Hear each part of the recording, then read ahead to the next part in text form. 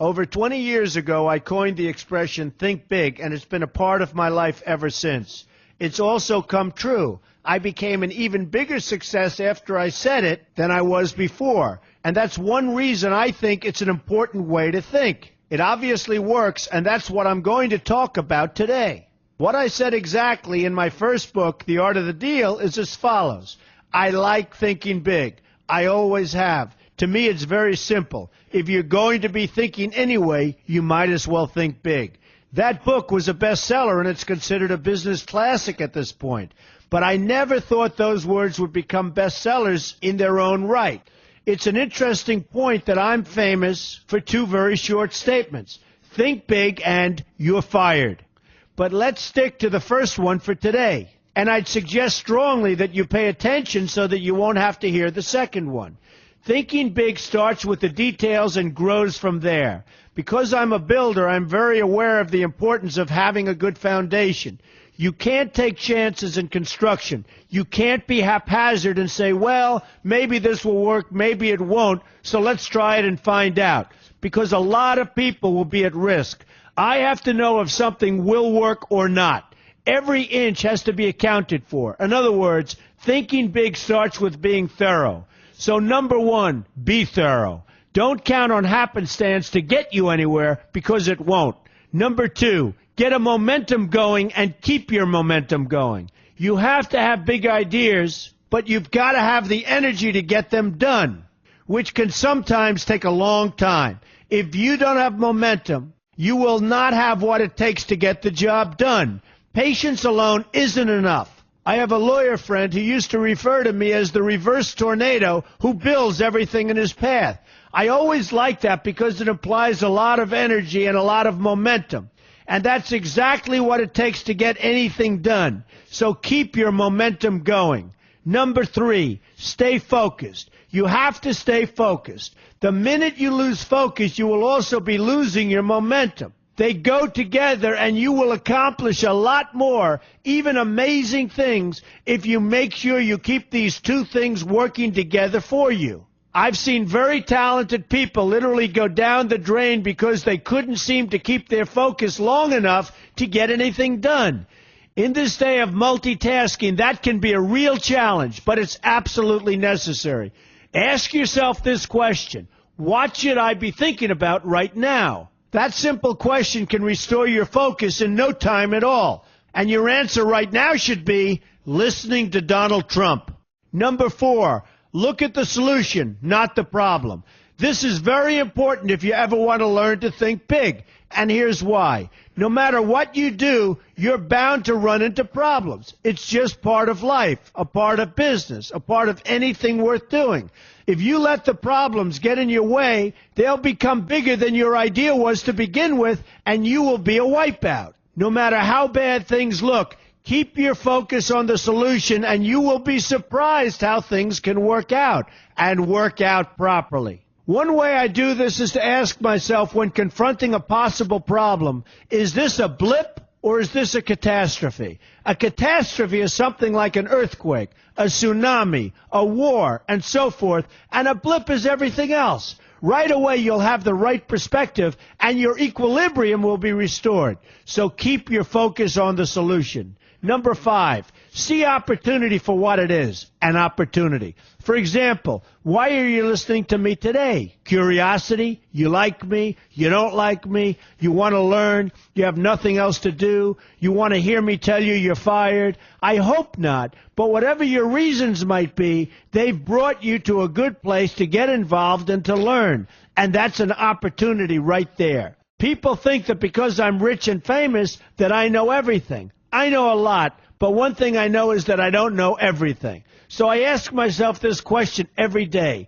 What can I learn today that I didn't know before? And you know what? I learn something new every single day. That's a big reason for my success, and the same thing can apply to you. Take the time to see today as an opportunity, and you'll be surprised by what can come your way. Be open to new ideas, and you will be creating your own opportunities before too long. Number six, know everything you can about what you're doing. That's a good way to cover your bases. Another good way is to read the book Robert Kiyosaki and I have written together, Why We Want You to Be Rich. It's about covering your bases and knowing what's going on. I remember when some guys came in to meet with me about a great idea they had for an atrium for a building on Wall Street. It was a beautiful idea except for one thing. None of them had thought about how the building would be supported around this fabulous atrium. They didn't take into account the steel columns that were necessary to support a 72-story building, a very big and embarrassing oversight that could have been avoided if they'd taken the time to think about what they were doing. Don't let that happen to you. Know what you're doing first. Number 7, be lucky. Remember the old saying, the harder I work, the luckier I get. Well, it happens to be true. It works for me, and I've encountered some pretty big successes. But this goes along with something that's absolutely necessary for great success. Be passionate. You have to love what you're doing if you want to be successful at it. My father told me that it's absolutely true. I might work 7 days a week, but it doesn't seem like work to me because I love what I'm doing. If you don't like what you're doing, find something else to do, or do it part-time until you can find something full-time. You will never be successful, happy, or healthy unless you're doing what you love to do. That's just the way it is. So give it some thought. In fact, give it a lot of thought. For example, if you're feeling frustrated, there are 2 ways to look at the situation. Frustration can mean that maybe you're expecting too much, or it can be an indication that you know you should be, or could be, doing more. Use frustration as a motivator. Use it to get where you want to go instead of staying where you don't want to be. But above all, be passionate. That's the fast track to success, no matter what your interests are. Number 8, see yourself as victorious. That can zap negativity immediately and put a positive spin on problems. I've gotten to the point where I see problems as challenges that I'll enjoy meeting and dealing with.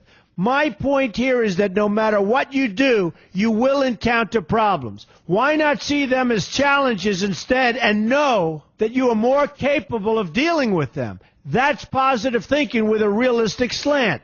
When I go into negotiations, I keep an open mind to what may happen. But I can tell you that there's already a done deal attitude on my part. I've already thought the process through to the extent that I know everything will be better off if they agree with what I've come up with because I've taken both sides into account. I enter the situation with a victorious attitude, and I've had enough victories to know that this attitude works. Use it.